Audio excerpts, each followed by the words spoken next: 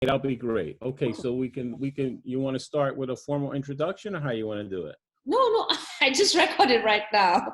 And Okay, very good. All right, so this is Dr. Bob, the stress relief doctor. I'm here with uh, Nandar, and who is going to share her custom meditation technique that she has amazingly combined with NLP, which is neuro linguistic programming. So today we're having fun talking about how Nandar's techniques can be used on a global basis to elevate consciousness, because I think that that's what's really needed, Nandar. That yeah, right now many people are in a fearful state or fearful states, high anxiety states, and then layered on top of that, many people are not able to achieve closure with the grieving process yeah, because of what's happening.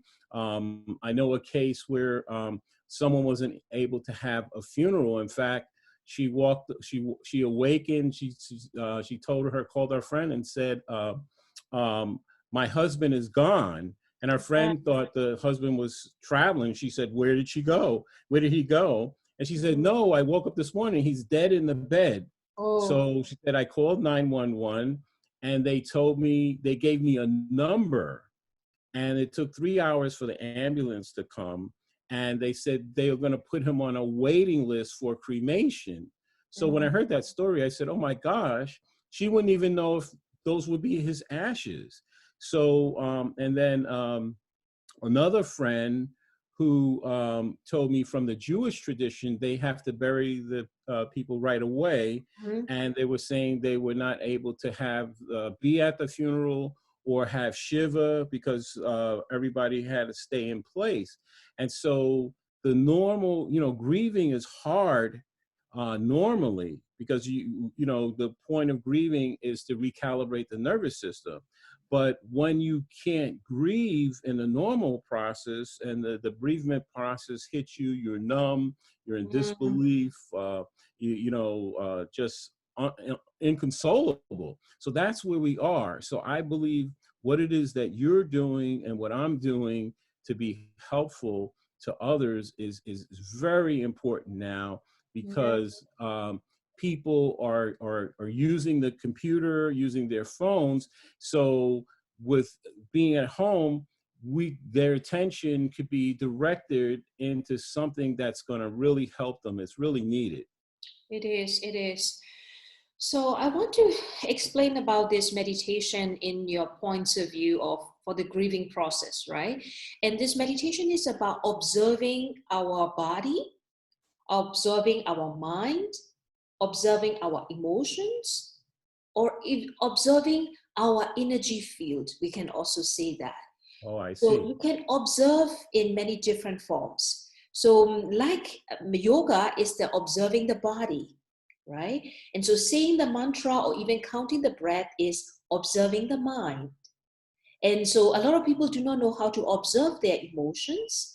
That is why they started with yoga or counting the breath or saying the one mantra. It will be easier for them. So you can also observe the emotion.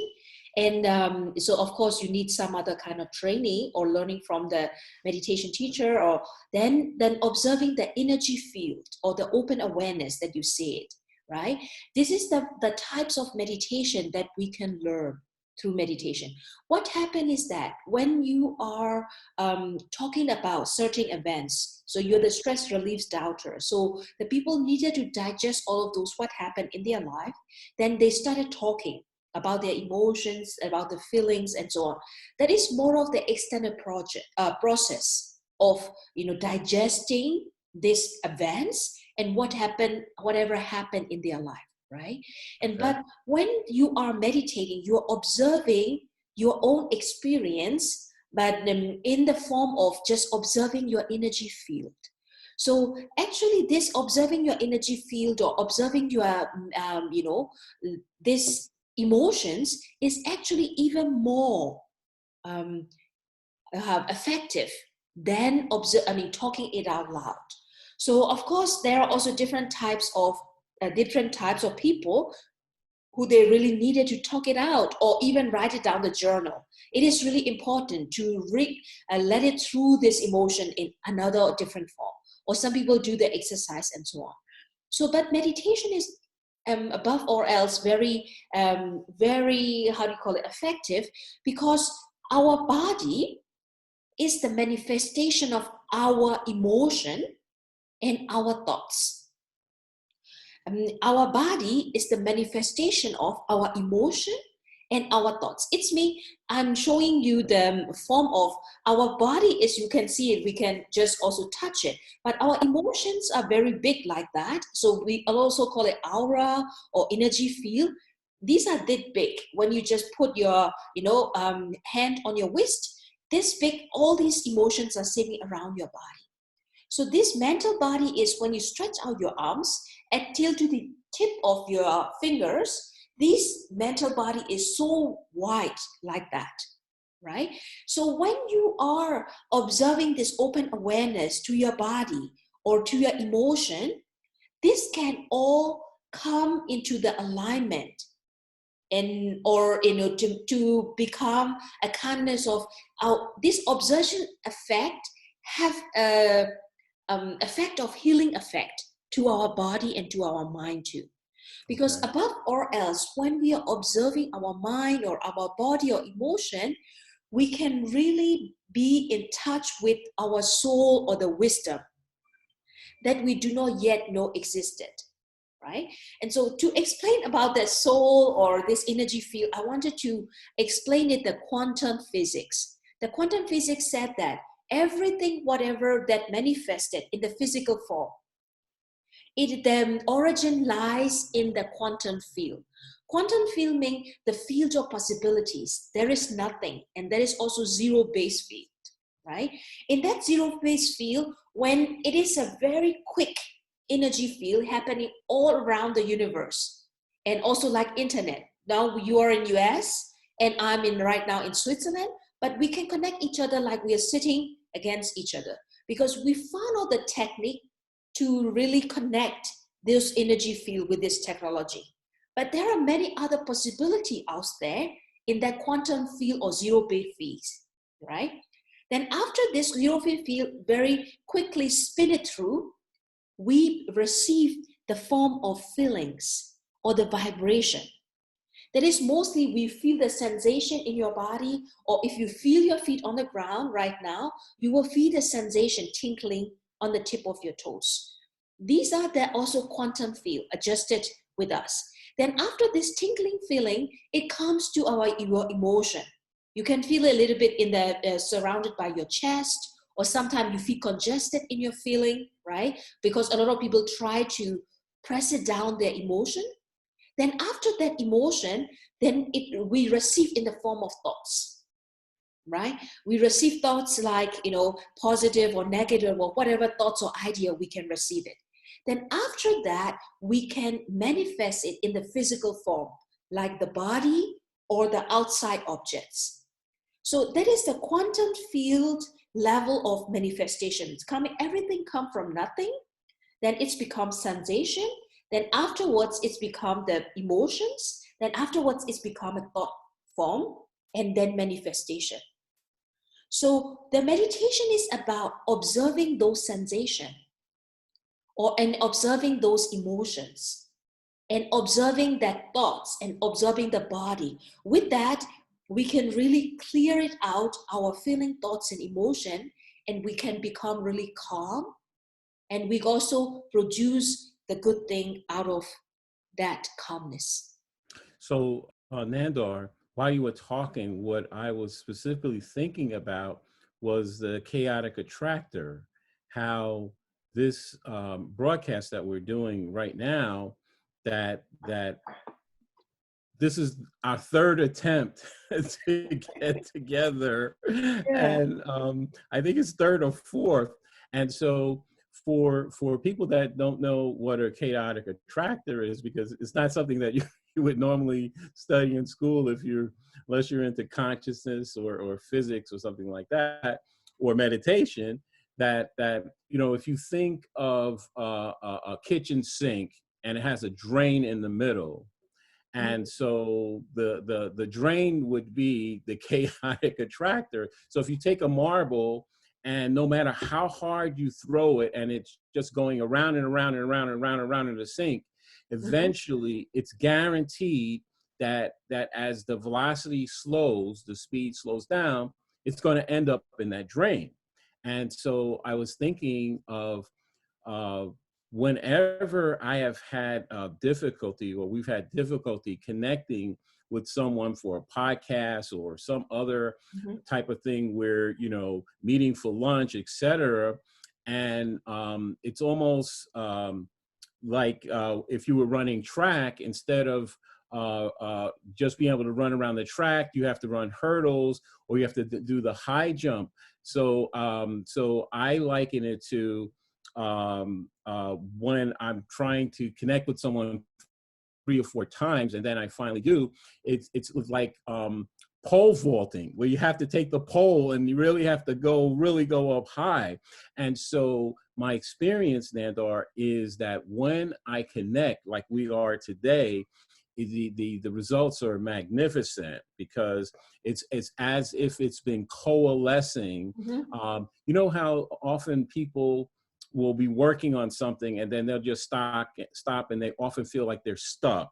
And you go, well, how's the writing going? Or how's the producing going? Or you have that car in the garage you've been working on for 10 years. How's it going? And so we can look at that as a stuck state. And sometimes a person can be stuck. Or physicist David Pete used to say that those states, in terms of creativity, are a form of creative suspension. Would be like an easy example to think of is like when you're trying to remember a person's name or the name of a place, and it's on the tip of your tongue. And the harder you try to remember it, it's like it evaporates like a dream.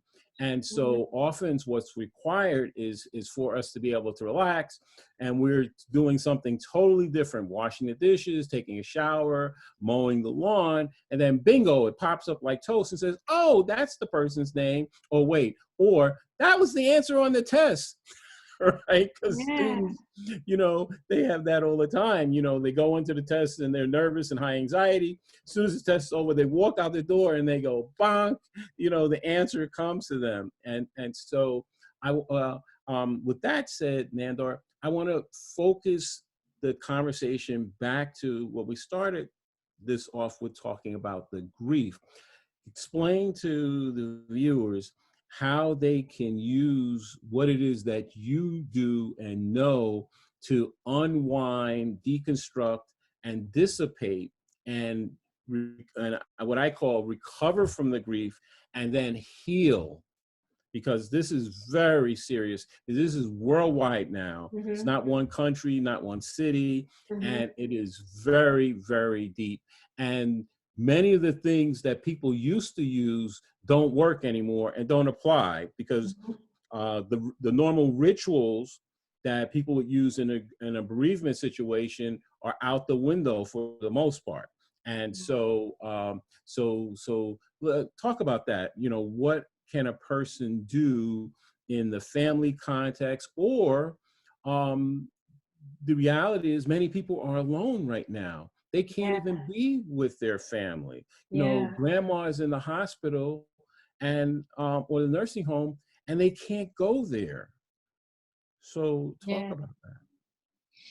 Yeah, this meditation can really help anyone to really process their grief, effectively, because the sense is that we go directly to the subject matter of observation, right? Meditation is about observing your thoughts, feelings, and emotion.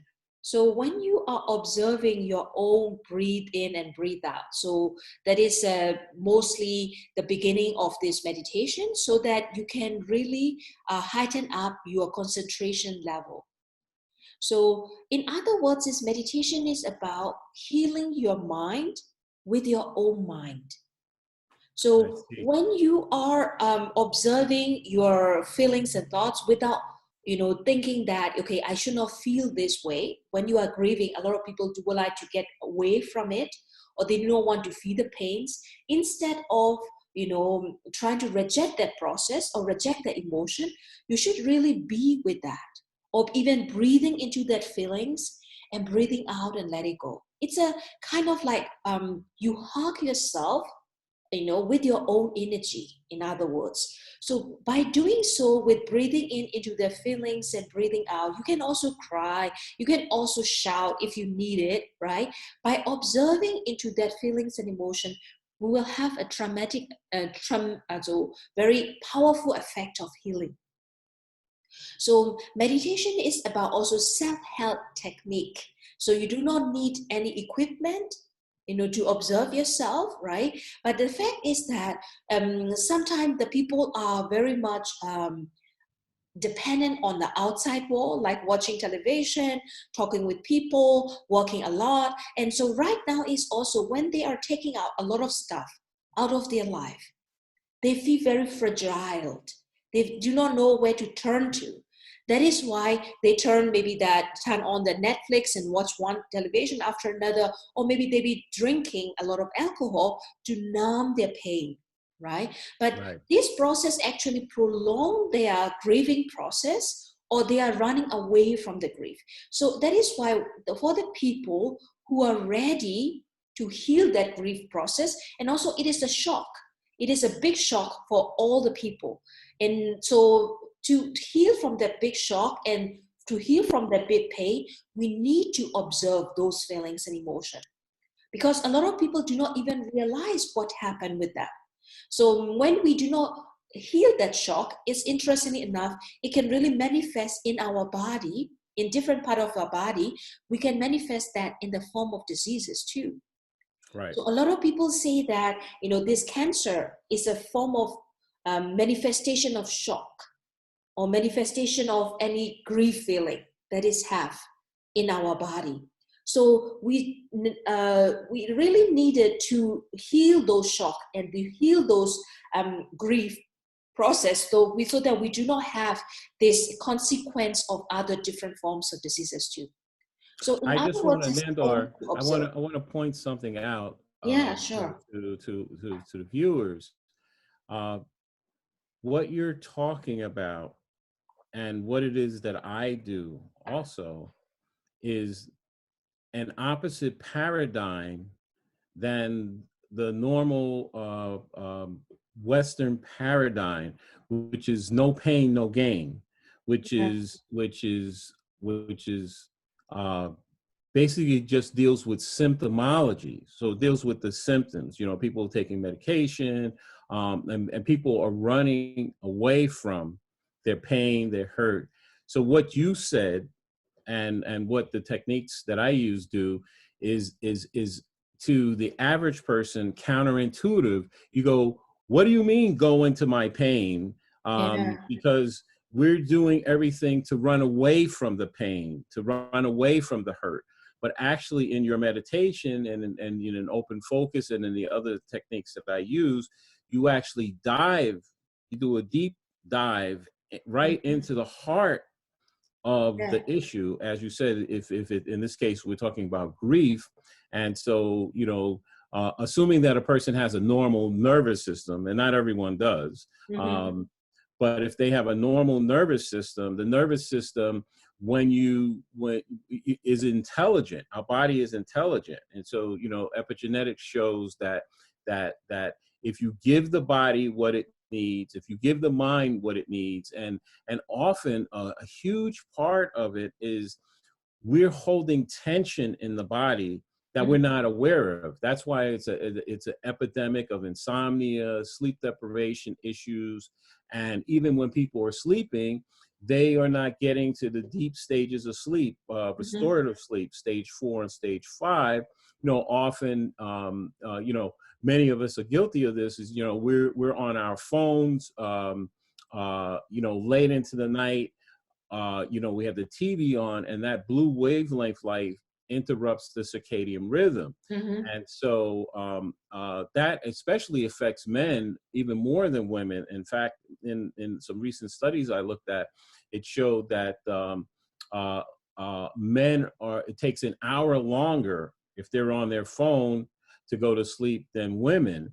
And so, often people think they're getting more sleep than they are. And then if you have the device in the bedroom with you or wherever you're sleeping, you're not really getting the restful sleep. So the reason I bring that up, why it's so critical, when you're grieving, um, you're in a heightened emotional state, Mm-hmm. when you're grieving deeply. Mm-hmm. And the the situation our world is in right now, I want to point out a key distinction in terms of the grieving process. Normally, we only grieve for a close loved one or a beloved pet, Yeah. or something, an object that like an heirloom, something your grandmother gave you and it meant a lot to you, that type of thing. However, now this is a global World Trade Center disaster in every country, where people are in a level of shock where their normal routines across the board are disrupted. The kids are not in elementary school, they're not in high school, they're not in college. I just read recently that the bar exams are have been canceled. So someone's graduating from law school, they can't start their job even if they have a job offer because there's no bar exam, Mm. and so they can't practice, and on and on and on. There's no church, no synagogue, no mosque, and so the stores are closed, and it has reached so far. When I saw that Neiman Marcus was filing for bankruptcy, I Mm-hmm. was like, wow, this is huge. So the grief is on two levels now.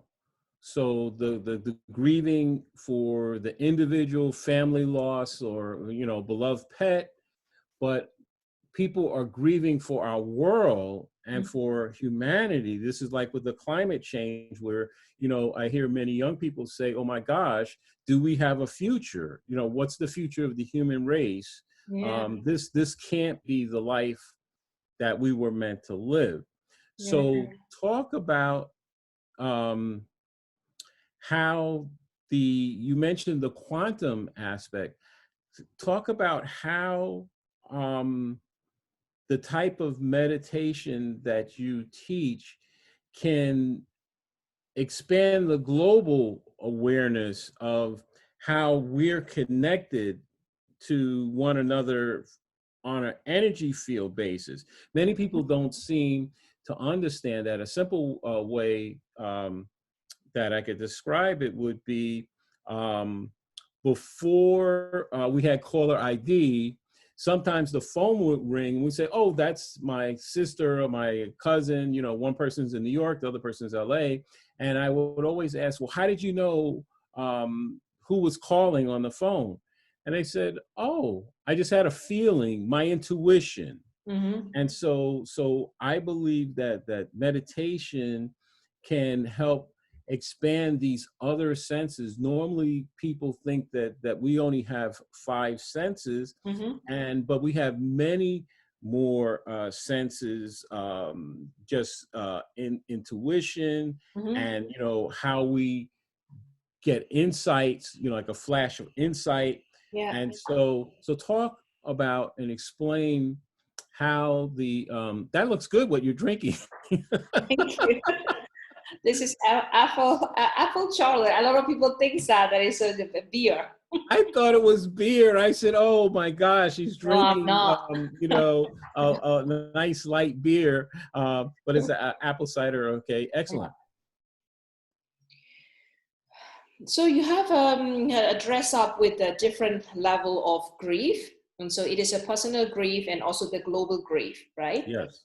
and and of course it can heal the personal grieving and also the global grief. The global grief will be healed if we heal the personal grief, because this global grief comes from the each and individual's grief, right? And so with that, we have a summation of this huge energy happening around the world. It is something like when you have only one candlelight, so it is a little bit warm. But if you have like 10 candles, so it become warmer. So if you have 1,000 or 100 candle at one place, it become really hot, right? Yeah. It is also the same that, the grieving is that the global grieving, it's coming from the each and individual is grieving in their own home, right? So meditation is also about, spreading that peace and spreading different kinds of light into that each and individuals. So while I am meditating with the people in the group or in one person, so what I'm giving in imparting my peace, my clarity, and my love. I'm imparting this light and love into that each and individuals with whom I'm meditating. So with that, instead of having all these grief and anxiety and fears and all these, thoughts, negative thoughts, they will be finding a blink of peace, a blink of hope. That I'm imparting to them. So that is why meditation, when you meditated with all this meditation online or the apps, you can also have some certain effect, but the psyche or the consciousness level of the teacher can really change the people, individuals' peace level and consciousness level too. So as I told you, I was trained by the many monks and master, and I also have connection with them. I also meditate every day for myself, and I have this peace and serenity in my heart, and so that I can really impart that to other people. So in any other different techniques, there are many different techniques. So but my method is more of 10 to 15 minutes guided meditation, which I impart my peace and hope and clarity to them. So that is the one level is of individual grief and also collective grief. How can be healed? But we can heal the collective by healing the each and individuals. That is why I'm doing also these group meditations right now, and on every Wednesday at 12 p.m. EST, I'll be doing that. So 20 minutes meditation, everyone can join from all over the world. So, and then also you talk about this consciousness, right? The consciousness, we are more than our body. So right now, a lot of people are also turned into their own feelings and emotion more than going outside. Before that time, so before this corona events, we can go out as much as we want. We can make friends with anyone, right? And then we are not really looking into our own feelings and emotion. We are just interested in acquiring more money, more likes. I mean, if they are on the social medias and so on, right? And the fact is that right now, when you are going into that ourself, so we somehow, it is some kind of like organizing yourself, organizing your thoughts. What is important for you? What are you feeling? When we are feeling our feelings and emotion in the body, then interesting enough, we were coming to understand that we are more than our body. We are more than our senses. And we will also understand that there is reason why we come back to this world and so on. So these things, we can really achieve that through meditation and through concentration on our feelings and emotion. So from there, the people will be knowing that whatever I think good or bad about me, it can really affect my body. And also, whatever I think good or bad about other people, I also feel that in my body. So in that case, my body and my brain do not know if I think about other people or about me. So that is why we say that you and I, we are one. Because whatever you think about other people, you are also thinking about yourself. And whenever you think good about yourself or ourselves, we're also thinking about others too.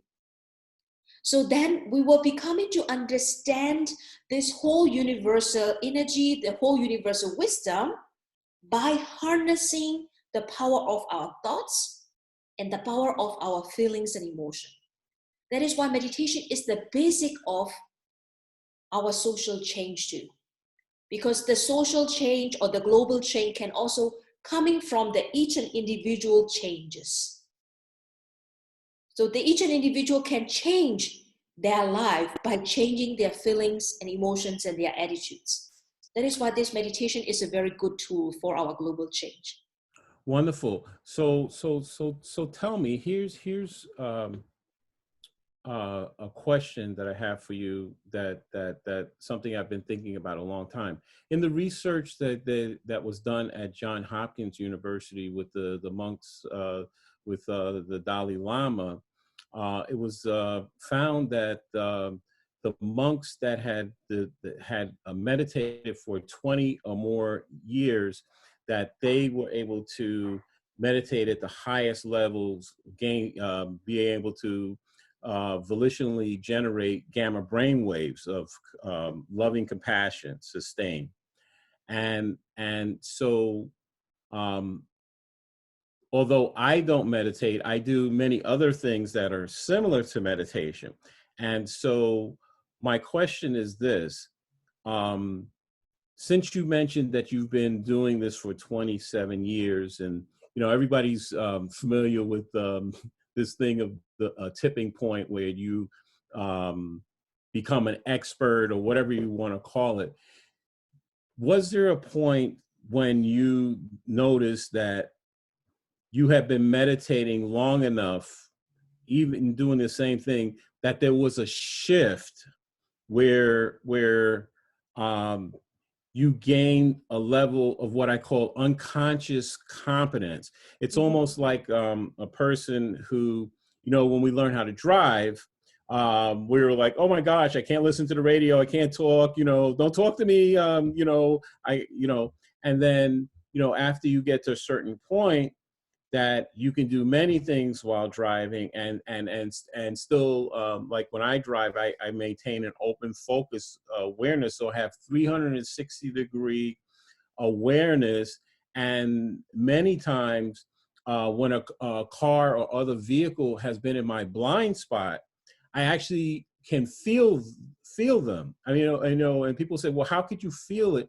I couldn't explain it, but I'm saying I don't see the vehicle in my mirrors, and even when I turn, but I know something's there. Mhm. So that's my question to you. Mhm. So what I noticed is that when I got a certain amount of driving experience, it started to become automatic. And I said, oh, and even how I responded in emergency driving situations, where once I was on a highway and I came up the entrance ramp and it was ice and cars were coming down the highway about 60 miles an hour and they were just spinning.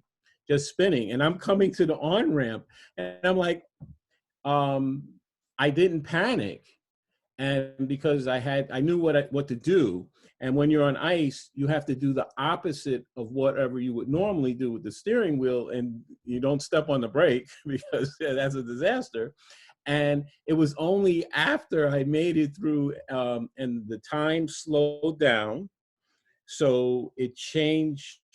That was the first time I became aware of time elongation, where it just like everything was in slow motion. So all those type of experiences, there came a point where, with the stress management, that I said, oh, I'm not thinking anything. I was, outside carrying groceries, and there was a quiet and a peace. And I said, I'm not thinking anything. It was an amazing moment. So I'm wondering, that happened to me maybe 15 years ago, about 15, a little more than 15 years ago, where that was the first time where I was aware that I wasn't thinking, and my mind was totally quiet, and it was I had mental clarity at such a high level that when I looked at the buildings, I could see the pores in the bricks and things like that. So, did you have similar experiences? And then specifically, did you find there was a point where there was a shift where almost like a sports car, you went from first to second or third gear, and that's what I'm talking about. I understand what you mean.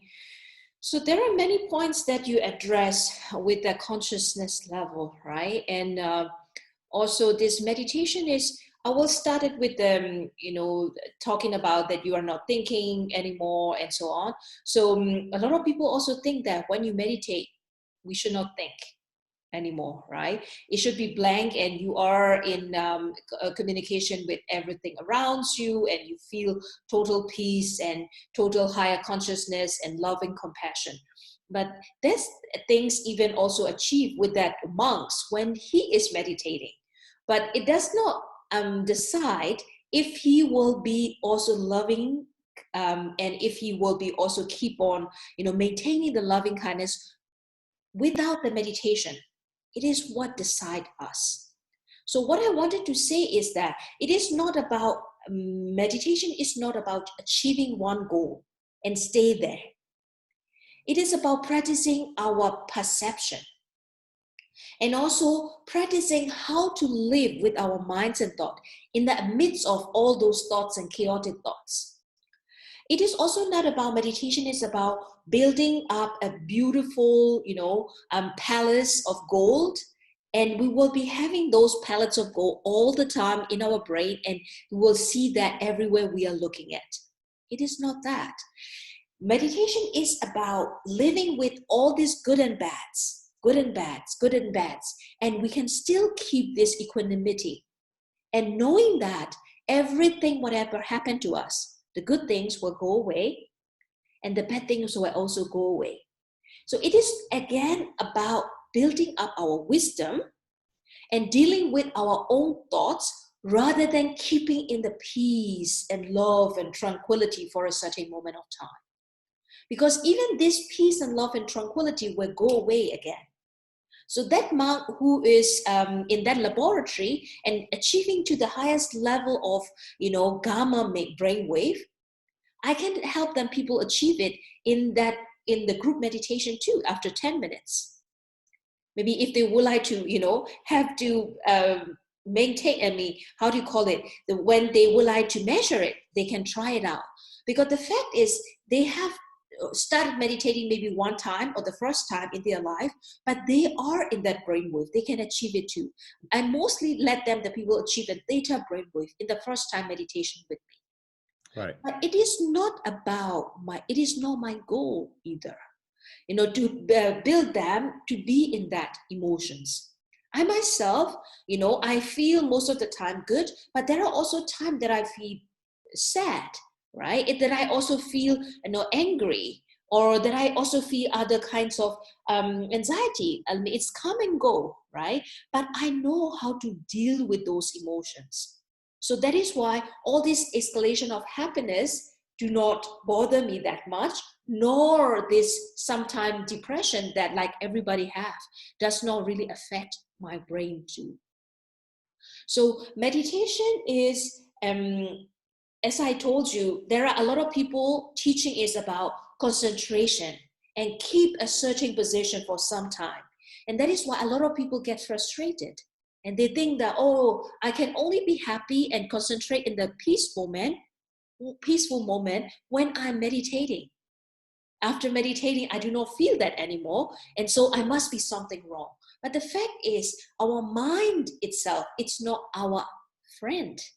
So our mind make us unhappy most of the time Wait, rather than say happy. that again. That's a critical. You said our minds are not our friend. No, our Explain. mind is not our friend. We thought that we also owned our mind, and we can put our mind in certain position, and we thought that meditation can do that. But the fact is, our mind, we do not own our mind either. The mind happened through us and it changed always. So we are not our mind, nor we are not our body, or we are not even our spirit either. But that all this mind, body, and spirit come in that every moment, and also that gone again. It's come with consolation and gone again. That is the complete consolation and gone again. And like everything in life, there is only cause and effect. And everything is impermanent. That is the basic principle of universe. So our mind goal is to help people to understand this basic principle and not to take very serious about on their mind, nor their body, nor the spirit. And all these three things will be coming together and will dissolve at moment two. So with that knowledge in our heart, we'll be able to deal with any kind of situation. It's me, all this grief, whatever happening to us, will also go again. The good times will come back again too, and this good time will also go again. That is the real deal of learning the wisdom of the universe in the I'm meditation. still stuck on the fact that my mind is not my friend. You- Yeah, that is the it's not that what you're talking about is unfamiliar to me. It's the way you said it. You said your mind is not your friend. I'm like, hey, uh, um, and so it makes you go to the place like, is what she's saying true? Is have I had that experience? And then oh, that explains why I've been getting my butt kicked, right? yeah. So the fact is, I will Where this ask you thing, if your friends is your mind is your friend, right? Your best friends will want the best for you, right? If he want right, the best for you, he will do the good things for you all the time. It's right. me, if your friend is the good friends and you will this your mind will be thinking all only the good things for you all the time. But the fact is, your mind think about the negative fact. And sometimes it is a small negative fact and it's exaggerated and become this pandemic and all these things happen from that. So Because, let's talk about that. yeah, Let's just go. I just want to do a little NLP sure. because you know in NLP, this the Gestalt concept of parts. You Mm-hmm, know, you know, some people are very familiar with this, but many people are not. When you say, you know, well, you know, you have parts to yourself, and they're like, what are you talking about? And you said, well, like, so for example, when you talk to yourself, who are you talking to? Is that you? Is it I? Is it me? And so, you know, like if you're in a bar, you know, it's a good place to if you ask a question like that's a good place to get hit in the head, because people are not there. They don't want to go that deep. But mm-hmm, this is a really very important area, especially in the concept of what we're talking about, the grieving. Because you're talking about, you know, what is a human being? Who are we? Who am I? Who are mm-hmm, you? And you know, what is this place? Because you know, this we're touching, you just touched on the tip of the iceberg. But the this parts thing is very interesting because there's a concept in NLP is that we have these parts, and that one of the assumptions is underlying assumption in NLP is that the parts have a positive intention. And I remember when I was training, I said, I don't think that that's true. And then, you know, years later, you know, I got into a discussion with NLP trainers, and and I, you know, was pinning back their ears literally. And I said, listen, throughout all these trainings, they keep talking about the mind having, you know, these parts having positive attention. I said, that is not my experience. I don't believe that's true. I think that you guys are all wet. You know, somebody made this up. And and then with a sly smile, this is what they said. They said, hey, the mind is a messy place, especially the unconscious. And then they said, oh, by the way, there's a subconscious and a unconscious. So basically it was an assumption. mm-hmm. And so, you know, better that a person says, I don't know if this is true or not, But if it works for you, then okay. And so, that I can deal with. But to say that this is how it's worked, and so you really touched on that when it's almost like you pulled a scab off a wound for me, which is when you said the mind is not our friend. Mm-hmm. So my personal experience is that I've done a tremendous amount of self-reflective work on the first, second, and third person levels, and so including dream work, like Jungian dream work. And so I discovered that, yeah, I had these parts. Not only weren't they my friend, they were actively sabotaging me. It is. Where, let's say I have a goal. Let's say the goal is I want to drop 20 pounds. And then I have this part, so that's my conscious intention, but I have this part that says, that's not happening. Get that donut over there. You know what I'm saying? And it's going to point out, or I start dropping the weight and I'm looking to drop 20 pounds. When I drop 19 pounds, all of a sudden, like a sniper, that part comes out and it says, it's this thing of dropping 20 pounds, where'd that come from? That's not important. Forget about that. And then that's when the person stops going to the gym. They stop doing the yoga, stop doing the Pilates, stop meditating. And then now, 30 pounds later, right? Because not only did you you were 1 pound away, so you gained back the 20 pounds and then added another 10. So what I'm saying is that these parts, what you said is Nandar, it's the way that you said it. It was so clear. You said our mind is not our friend. And Mm-hmm. so that I could tell you, I will be thinking about that Yeah. the rest of this week. And I will be getting back to you because I will probably write an article Mm-hmm. dealing with that, because you Mm-hmm. have touched on something that most people don't think about, and then they certainly don't talk about it. Yeah. When was the last time you had a conversation? Well, maybe you, but the average person talking about their mind is not their friend. I mean, I know many people aware of negative self-talk. They're Mm-hmm. playing tennis, they hit a bad shot, and they go, oh, they're such an idiot, a dope, that kind of thing. But what you're talking about is at a much deeper level. You're talking about the whole ball of wax. You're saying, hey, Yeah. listen, this is a wave. Because when you were talking, I was thinking, because you said happiness comes and it goes, sadness comes and it goes. So I was thinking like the ocean, Yeah. how it's a wave. Yeah. The tide comes in, the tide goes out, and Meditation like a is back about and forth. harnessing the wave. The meditation is about harnessing the I have wave. to learn how to say. I have to learn how to surf. Yeah, you have to learn how to surf.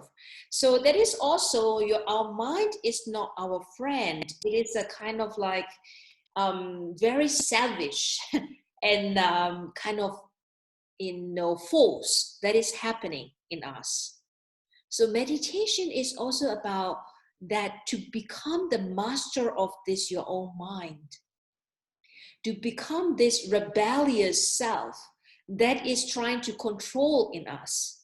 So when we are trying to observe this mind of that, always trying to rebel, always trying to go in different waves, when we are understanding that fact, that mind is trying to sabotage us and no more, rather than sometimes it's give also good feelings. Oh, you can do this and you can follow that, you can try to get more material stuff or more chocolate, whatever, so to really make us sick or not very good for our body. I'll take Belgian chocolate. Yeah. You can take whatever chocolate you like. And then Either. what I wanted to say is that by knowing that there is a two voice, you are observing your mind with your next mind. It is the highest form of meditation. So actually, I wanted to start with the four types of meditation. The first type is observing our body. The second type is observing our mind, right? And then observing our, the fourth one is emotion. So the second one is observing our thoughts. The first one is the body. The second one is our thoughts. We are observing the emotion is the fourth one. The fourth one is observing our mind with our own mind. That is the fourth one. So I teach all those four types of meditation to all the people so that they find their own wisdom inside of them. And they also find a way of harnessing the power of their own mind. So that's like in the NLP where you're talking about detachment and dissociation, Yeah, where you're imagining yourself at the movie theater, and yeah, then you're watching yourself watch the movie, it is. and then you can actually imagine yourself while you're watching yourself be in the ceiling and look down through the hole, Yeah, it and is. so that actually each time it drains out the emotional component. That's what I Yeah, noticed. But yeah. here's while you were talking, here's what I want to know, and I don't know that you know the answer to this question. If you answer this question, I may have to come through the screen in Switzerland. Sure, um, tell me. what is mind? What is the mind? You've identified what it is not. You said it's not our friend, but what is it? The mind is the constellation of energy. It happened in the moment and also go away. It is everything like in your cell and the body. It is the creation. It happened out of nothing and it also go into nothing.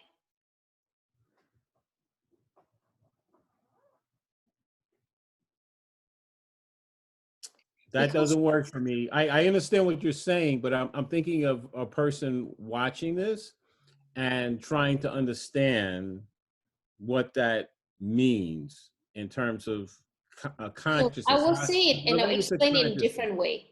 So Okay. right now, what you are now feeling and Yes. thinking right now, it is that is this feeling right now. It does not happen before we just started talking.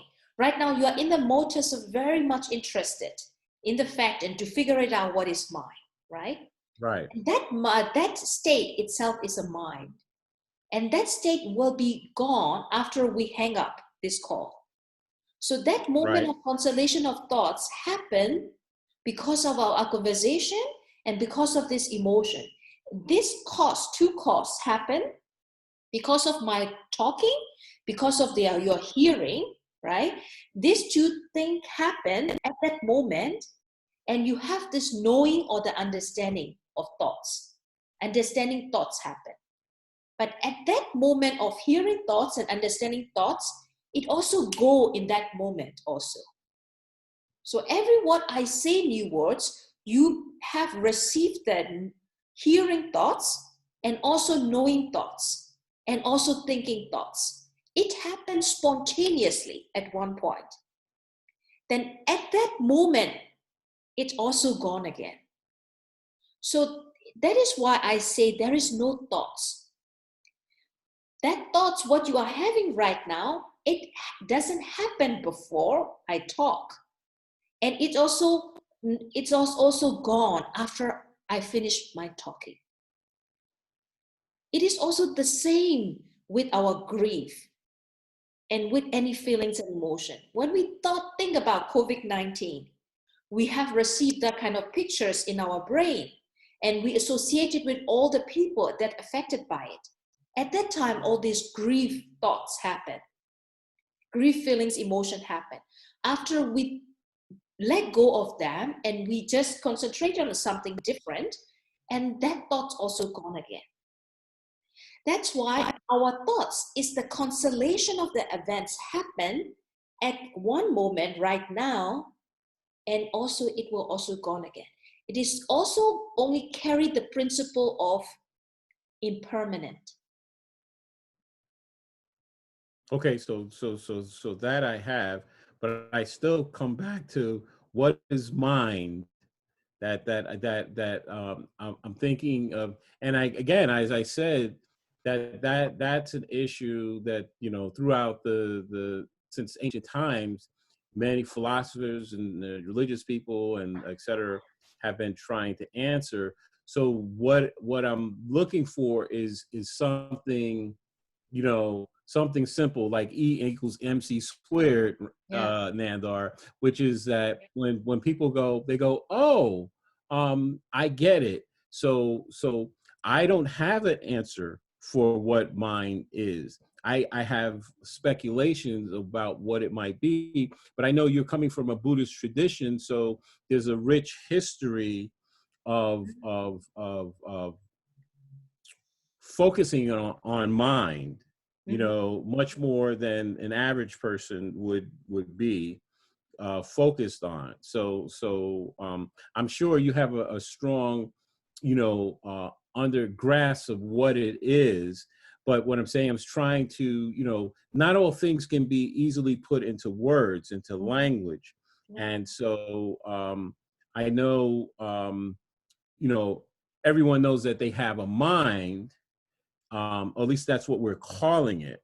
But I'm not sure that that's the thing. I think that it's just pointing to something which is what you're alluding to. Like there's this thing floating through, Yeah. and it's like our individual minds is like we're on the subway, right? And we just grab on, Yeah. and then we get off at a stop. Yeah. That's what it sounded like. You know what I'm Yeah, saying? it is.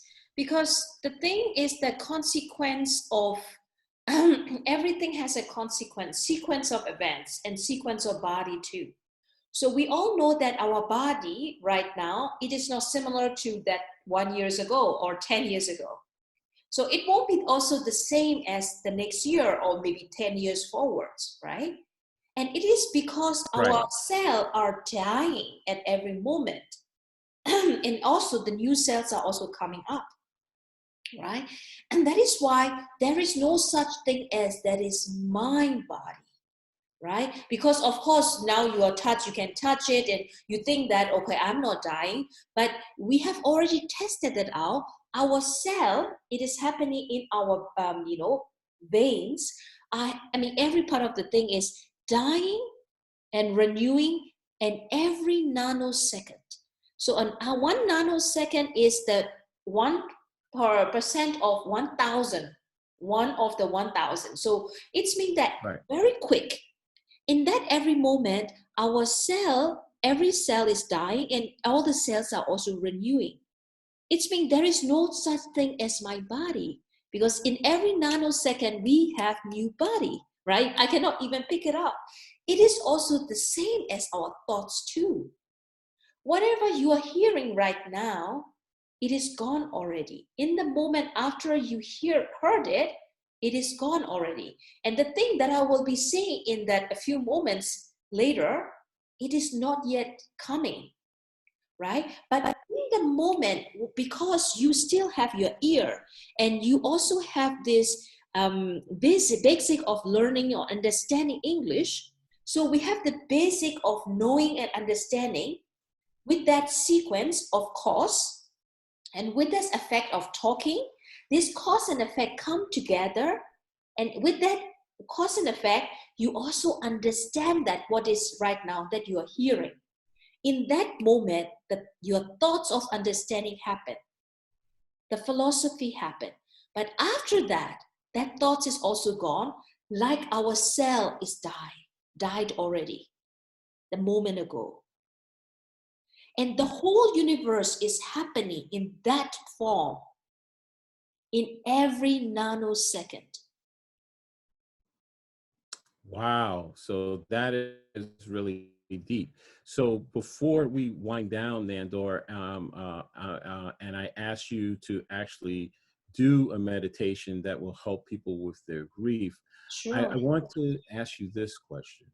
Yeah. Um, the young people, you know, the young children, teenagers, people in college,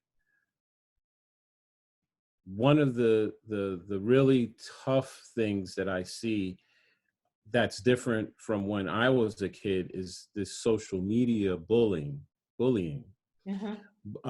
Bullying has always been around, but the social media aspect has, for some, been devastating. And when I say devastating, I'm talking about kid committing suicide.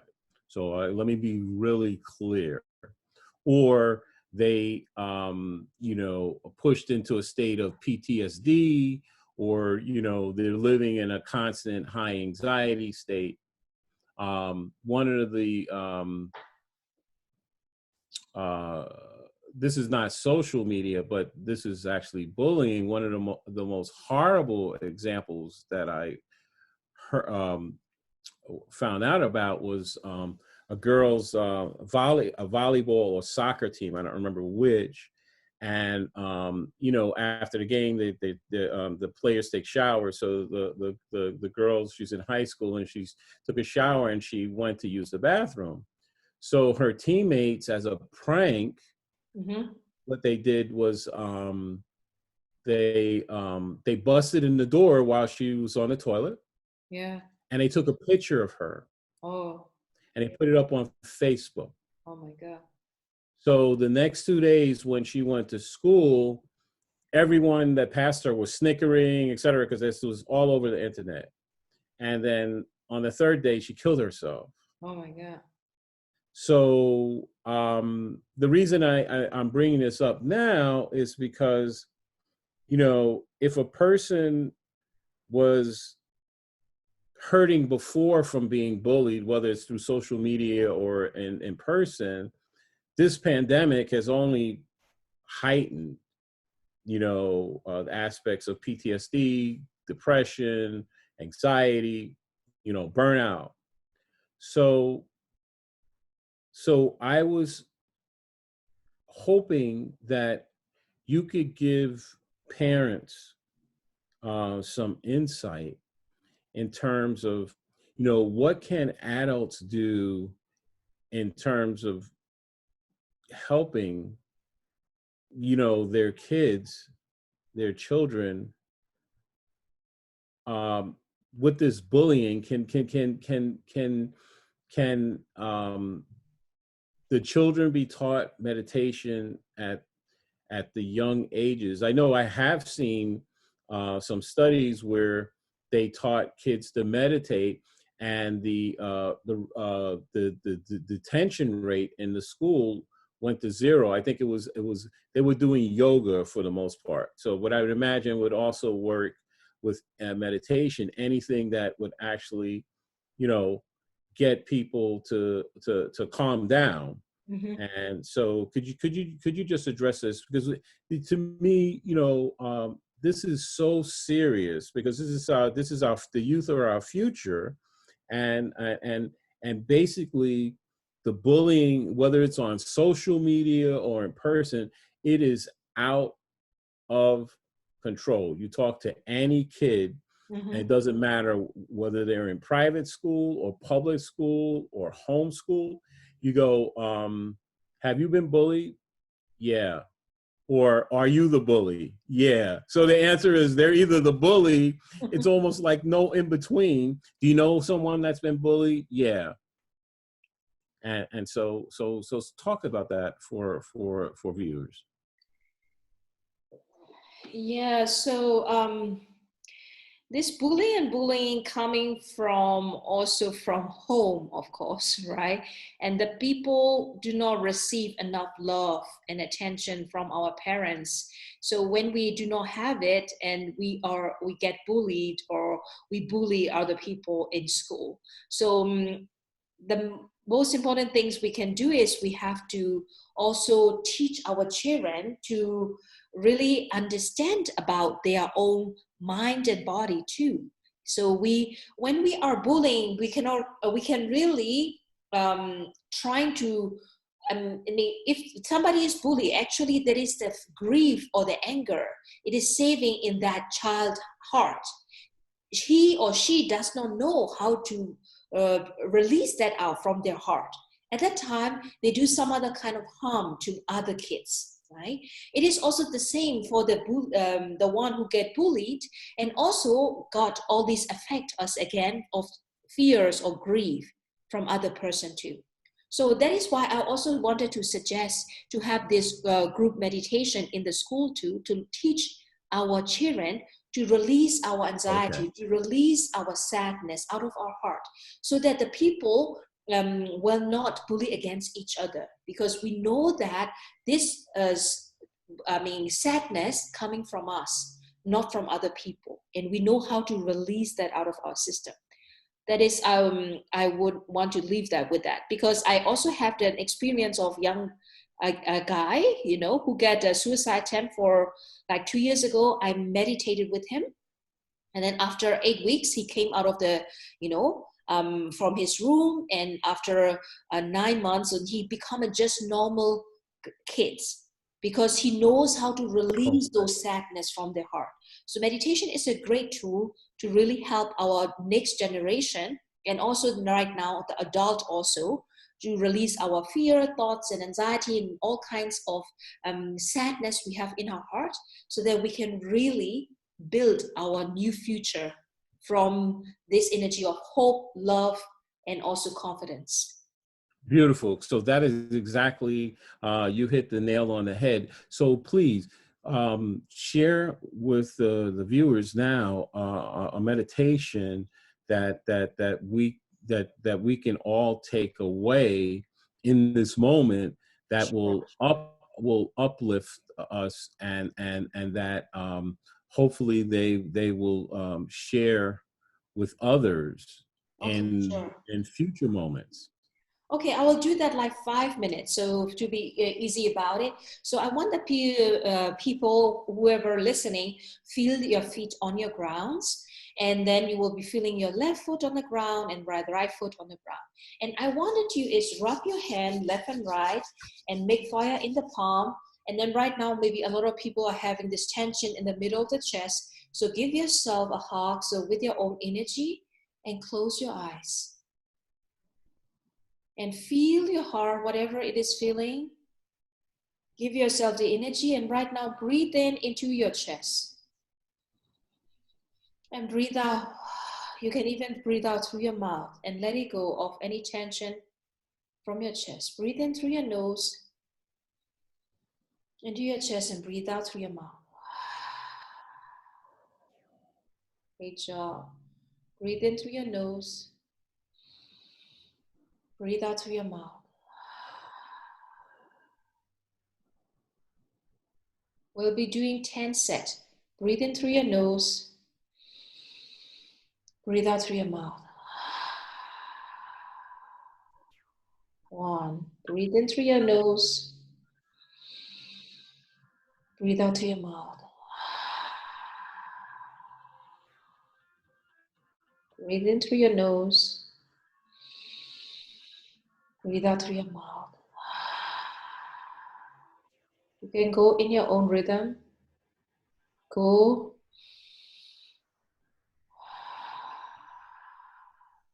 4. Breathe in and breathe out. 5. Breathe in one more time and breathe out. 6. 7. Breathe in. Breathe out. Breathe in and breathe out.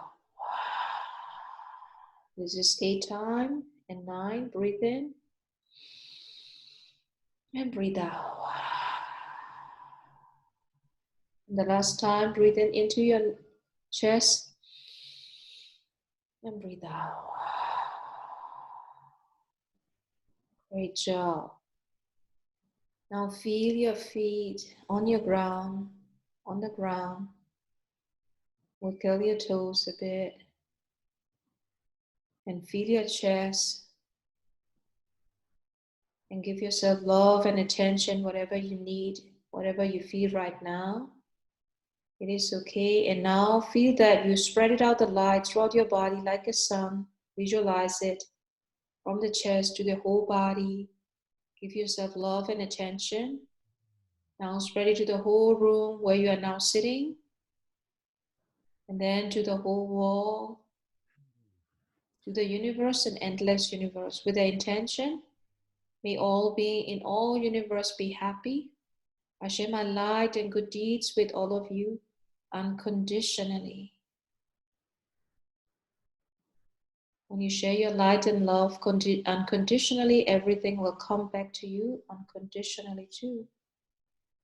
And slowly and steadily come back your attention to your body, to your breath. And when you're ready, you can open your eyes. Wow. I've never done a meditation like that. My hand is hot. Yeah, that is My right great. hand, I had my hand is hot. Fantastic. And one of the things I noticed was when you said give yourself love and then spread it, um, it threw me back in the chair. And I was just like, oh, it was like somebody physically pushed me. Yeah. And I just, you know, uh, released. I just relaxed into the experience. And then the thing when you said spreading into the universe, I just had this experience of expanding and but simultaneously observing. So That is while I great. was feeling it, I was also saying, wow, this is amazing. This is look what's happening. Mm-hmm. So I was having a first, second, third person experience where I was fully associated, but able to be detached and dissociated. And it was all in an instant. But like I said, Beautiful. okay, so now the heat is gone, but I could tell you my hand was very hot. It's beautiful. When you finish, it was hot. It was hot. So, That's and great. I was just and I debated because of done different trainings where um you talk about they talk about which hand, because I was thinking, okay, I'm right-handed, so should I put my right hand close to my heart first, or should I do my left hand? So I was doing all of that. I was overthinking, right? Yeah, no Just put your worries. hand there. But so next time I do this with you, I want to put my left hand here and I want to see what happens, because Sure. this is totally And amazing. try I it. know other people, this has to be amazing. I Mm-hmm. can't wait for this to be shared, because this is Sure. Nandar. This is really, really needed, and I can't tell you how happy I am to be with you today. So tell viewers how they can get in touch with you, and should they want to reach out to you and connect with you, and at a minimum join the did you say Wednesday? The Wednesday Wednesday. at 12 p.m. EST. Yeah, I've been Your getting your time. emails, and so next Wednesday I will be there. So it's Great. 12 noon Eastern. That is an Eastern, I the New think I York saw something time, that said 12 p.m. 8:30, 8:30.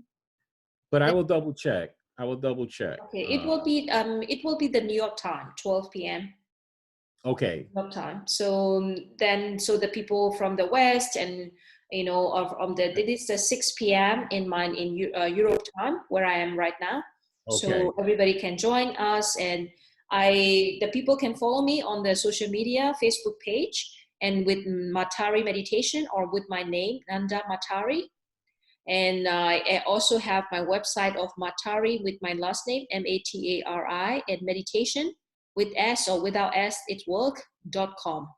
So then the people can see my services, and also I will be holding the group meditation very soon, group coachings. So right now other people can join my free group meditation of 20 minutes that I'm now doing in the upcoming week. I'll be doing that on Wednesday at 12 p.m. EST, New York time.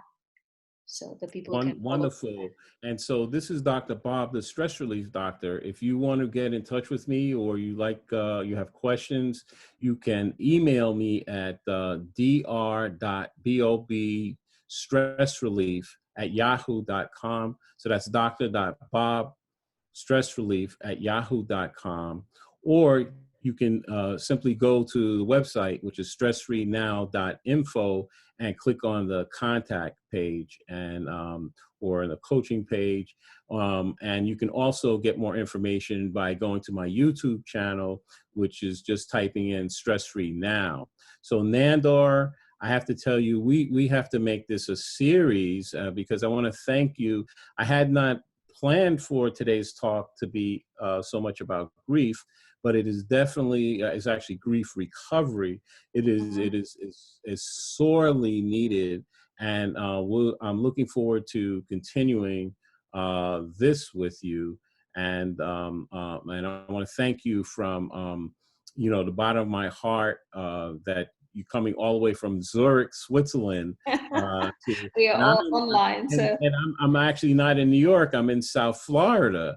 Oh, So this okay, is that's just great. an amazing thing. So at some point, we can put together a small group of people to Sure. talk about uh, um, meditation in a comparative way. So, for example, like we could have on TM person, Hmm. or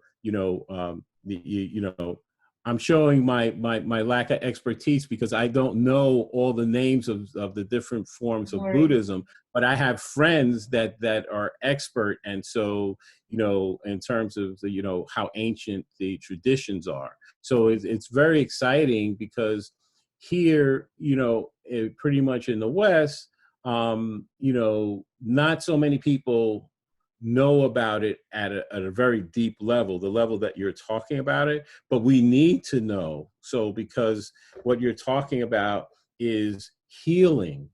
And so whatever it is that we call it, we need healing, on the individual and the collective It level. So I is. want to thank you so very much, and I want to wish you peace and blessings in Zurich, and that you just the time that you're there, because here's what's happening. Your plan was not to be in Switzerland right now. Your plan was to be back in New York. My Yeah. plan was not to be in Florida right now. My plan was to be in New York. Okay. And so it's so on one level, this is almost like the universe playing tricks. Yeah, sure. And actually, right now, I was supposed to be in the Seychelles, Yeah, in the islands, I do believe via in trusting that. Istanbul, Yeah. but I'm here in Florida, and I don't know if um, you know when I'll be able to travel. Just like anyone, I think that there's so much unknown, but I leave this show with the sense of I'm riding the wave. And like a surfer, there's no sense of lament when you ride the wave and you come into the beach. All you do is you get back on the surfboard, you swim back out, and you ride another wave. That's all there is. Yeah, it And is. and you're living in the moment. And so I want to thank you, because I know that the meditation is about being fully present in the moment, because when you're fully present, you don't experience stress, anxiety, and for the most part, pain. So I hope in our next interview, we could talk specifically about how meditation could be used to help people with chronic pain. Hmm. Because over 100 million people in the United States are suffering with some form of chronic pain. And I imagine after this pandemic, it's even higher. And worldwide, it's estimated that 1.5 billion people are suffering with chronic pain. So I believe between your skill set with the meditation and NLP, you can stir the pot to come up with a nice meditation that will help dissolve the chronic pain. And I know that's the case because what you're doing is talking about going into the pain, which is counterintuitive to the Western approach. And it's the opposite paradigm where we run away from the pain.